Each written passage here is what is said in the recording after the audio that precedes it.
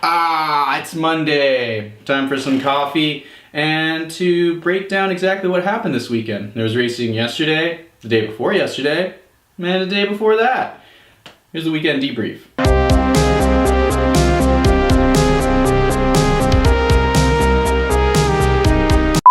Daytona is over. The glitz, the glamour, the prestige of what the Daytona 500 represents to the sport can be put away for about a year, and we can think about it then. I saw some great racing on Sunday. I'm pretty sure everyone was on edge about that, not knowing whether we're going to have some good side-by-side racing or if it was just going to be single file up on the top again. And you know what?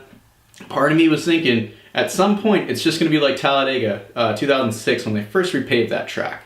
It was a beautiful race, 2-3 wide the entire time. You know, it's Talladega. But once it got time to settle things, I want to say around like 30 to go, everyone to the outside, and they just started going. And that's the first time I ever saw it, because I don't think the track had ever been that smooth for it to happen. I kind of saw that coming, but then what was really great to see was how the track got greasy, started to get, a little bit slick out there. The rubber started to come in. You saw there was places where there was grip. You could hear on the radio that drivers were saying to run the outside. It's a little too tight for my car. I can't do that. And that's a thing that we don't talk about anymore in Daytona. Turn 2, you get tight off of turn 2, you hit that wall, you're done. That used to be the big thing in the 90s and like the 2000s. Like, hey man, you don't want to hit that wall on turn 2, you're gonna mess it up. It wasn't like that, but it was, you could see drivers having to say, all right, I can only pedal it. I have to be back here, and understanding that it was a long race. And you saw the pack kind of spread out throughout the race. And it was because of a little bit of the handling and the strategy. The strategy calls were really cool to see. It was nice to see that crew chiefs were like, all right, we're gonna split it up here and here. I'm gonna take tires, we're gonna just do fuel. And you could see how it broke up the field, and that there were some cars that were really strong, dominant cars that were kind of stuck in the back, and it was like your car was only as good as the cars around you. So if you had a really fast car, but you were stuck around 4 cars that weren't up to your par or level of speed, you were gonna get stuck with that. I mean, Larson, for example.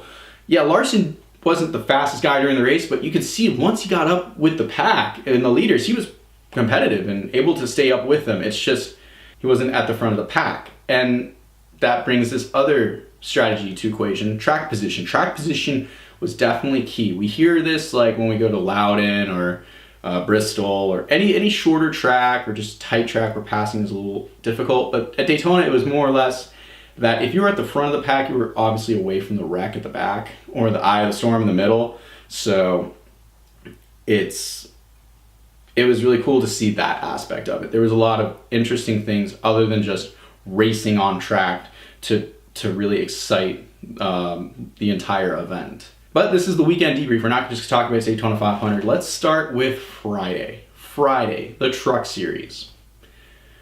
That was laughable.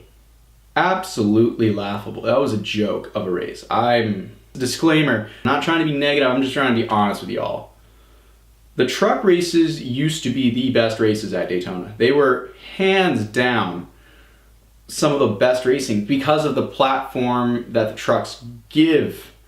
They're boxy, they cut these big holes in the air, and then they never ran restrictor plates. They always had these like forced air induction, so like you can get off the throttle and get right back on and you're going. With the restrictor plate, there was such a penalty to pay for getting off the gas, and you had to drag the brake, and that, it was really sketchy. But with the trucks, they could lift off, back on, and they'd get huge runs, take it 3 wide in the corner, and it's just insane. I'm very sure a lot of you all know how great the trucks are, and I'm sure a lot of you all started like myself as a fan of the Truck Series. The race itself was really competitive. It was always side by side, but the second, I don't know if it's like the second or first wreck happened. The first wreck was the first wreck. It was just one of those things, and then it just kind of turned into what the Truck Series is. Let me put it this way. A lot of the drivers in the Truck Series are, drivers that come from short tracks and are trying to move their way up the NASCAR ladder, And we kind of saw that with a lot of the drivers that were out there. I'm not saying the quality of drivers was bad. I'm just saying there was a lot of inexperience on a super speedway track. With that, being said, I'm not saying that the field was horrible and we shouldn't have had those drivers in the field. I was cool with the field. The field was what it was. I think what was really detrimental to the race was the fact that it just became a laughable wreck fest with wreck after wreck after wreck. It wasn't just like, oh, here's a caution, no, it was wreck after wreck after wreck. Multi-truck incidences. And yeah, with just like 8 trucks left in the field, that was very laughable. It was, I didn't enjoy that at all. I thought that was probably the worst truck race I saw. What would make the truck racing better would honestly be more drivers that were consistently in the trucks. Drivers that are known as the truckers, the consistent drivers who are always in the Nascar Gander Outdoor Truck Series. I'm just gonna call it the Truck Series, man. I'm sorry, Gander Outdoors. I know you're paying a lot of money. I'll show the logo. But yeah, it's probably the last time I'll say it. And it was good to see the females out there in the trucks as well. It was good to see that we're getting some more women drivers on bigger tracks and on big stages. Daytona is a really big stage. There's a lot of media hype behind it. So to have 3 female drivers attempting to qualify for that field was good. And I hope and I believe that in the future we will see more drivers, especially this year, female drivers in stock cars. And that's a good thing that we should really hope to see. Congrats to Austin Hill, Shiggy, you guys in that Toyota did a great job. Let's hopefully you guys can get enough funding for the rest of the season on that. Cheers. Saturday, the Xfinity race. I did not watch the Xfinity race. I was at Sebring International Raceway. I was shooting a prototype that's going to compete during the 12-hour weekend in the IMSA Prototype Challenge. From what I was able to rewatch and a lot of the comments I've read, it was very much a single file kind of race. To a lot of people, it was boring. And I'm going to address that right now. Look at what happened at the truck race and look what happened in the Xfinity race. It's juxtaposition. It's expected to happen. Those drivers aren't going to want to go out there and tear up their equipment for, I'm not going to say no reason, because there is a reason. You're going to want to win the race, and you're going to want to win a race at Daytona. I mean, it's a big deal.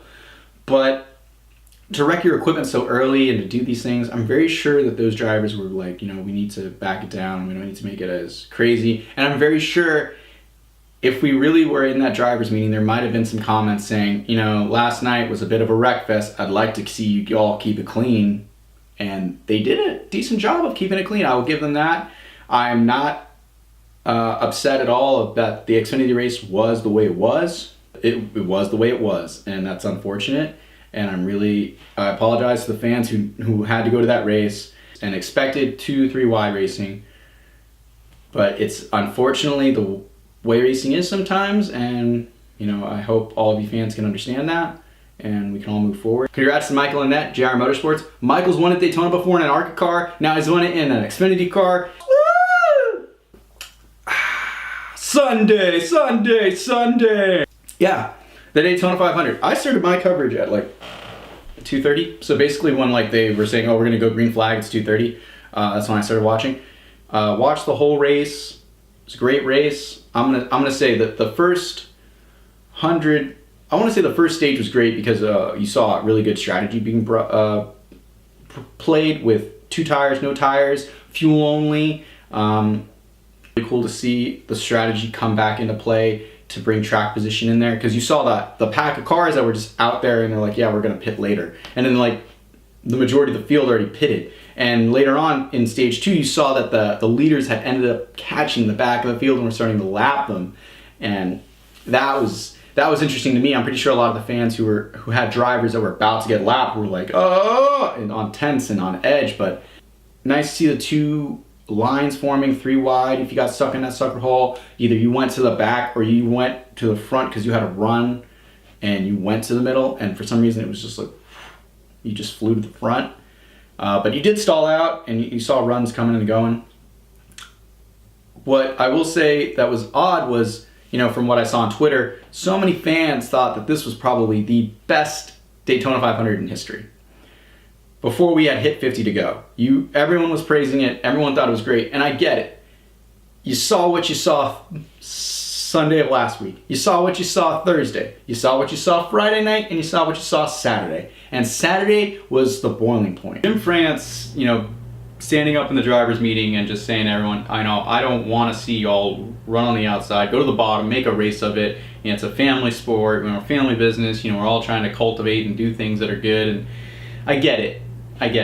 I really do, because NASCAR is trying to put on a show. They have a 4-hour show they need to put on. The thing is, it's not going to be 4 hours of awesomeness. There's always going to be some dull point. There's dull points in football games. Yeah, I mean, they did make a show of it, but I don't really like this whole WWE, I'm going to tell you how to do it. It's like, I don't know. You got to let things happen. Things need to happen naturally. We can't force things, like how we're trying to force every single championship playoff to come down to 1 point, all right? Like we're trying to force these beautiful moments after the race on the track after burnouts and then try to replicate them again in victory lane. It doesn't make sense, okay? We can't force things. So you just got to let the racing happen. And that's to you fans too. 50 to go hits, racing is intensifying. It's intensifying, it's getting good, it's getting really good. And then the big one happens. It's fine, that was racing, the big one happened, but it was a very violent big wreck. It did take a little bit of time to clean up. They had to throw a red flag, delayed everything a little bit, got going again. Another caution, get going again. Another caution, red flag. And that's kind of when it turned back into the truck race. Start, stop, but like start, stop with a red flag. And how many cars we got left now? How many people are really in it now? It just started to get to that point. That's what it was. It was an attrition race. Unfortunately, the attrition came so late in the race.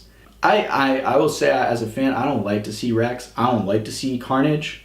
One, a crew member has to work to fix those things. Two, I know how much those things cost.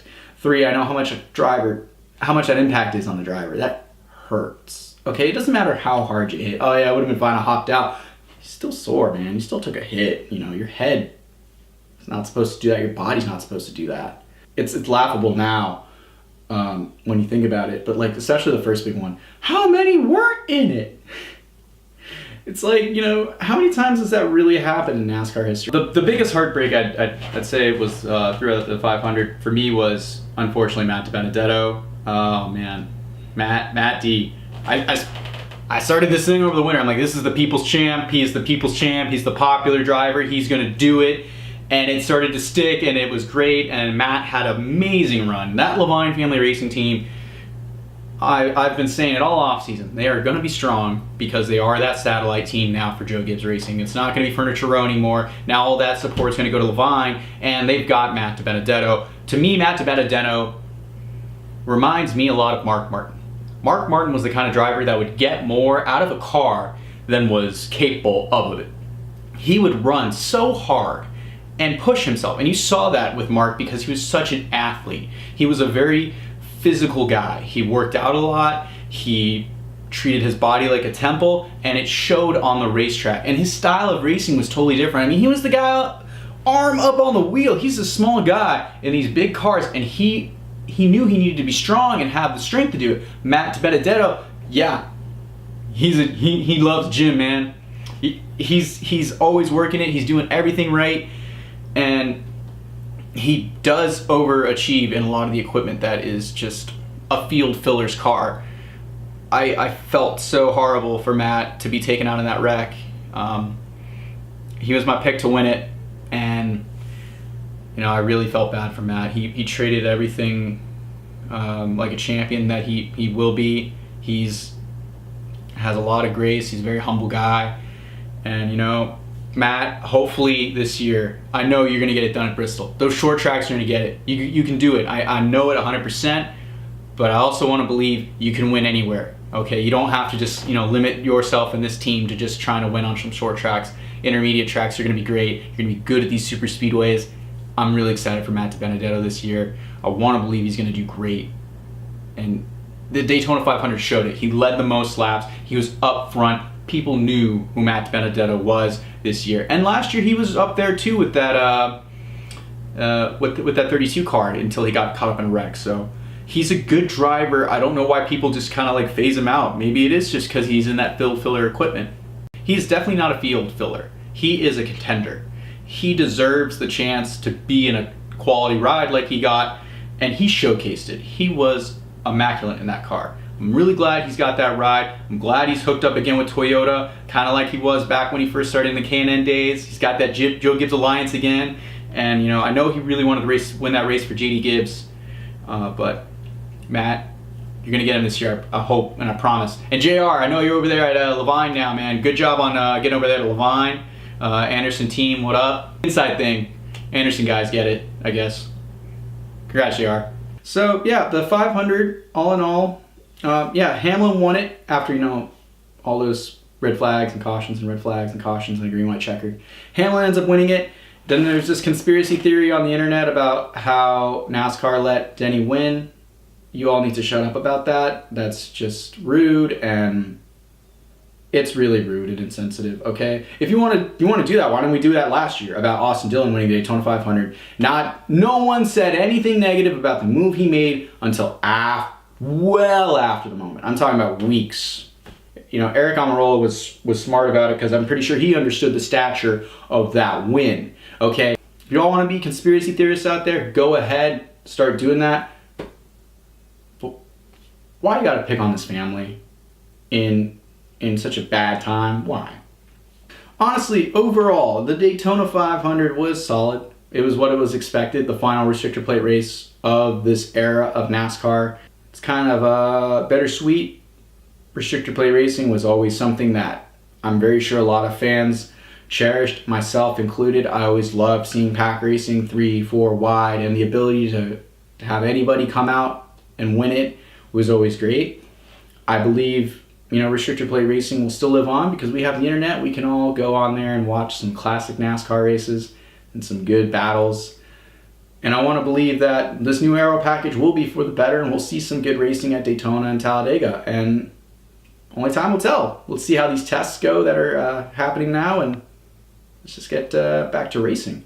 This has been the Weekend Debrief. My name's James. We're going to do these every Monday things. So yeah, I think these are good for Mondays.